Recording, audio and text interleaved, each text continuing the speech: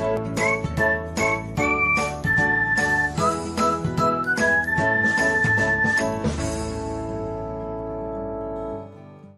everyone, welcome back to another episode of Technologyglance.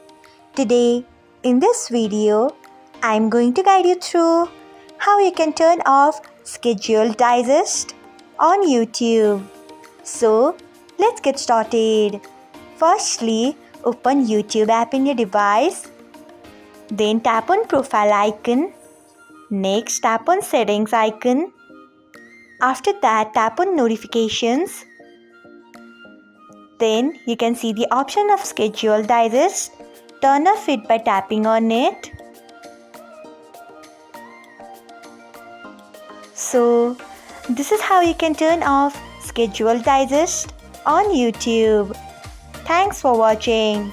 If you found this guide helpful, we would love it if you hit the thumbs up button below.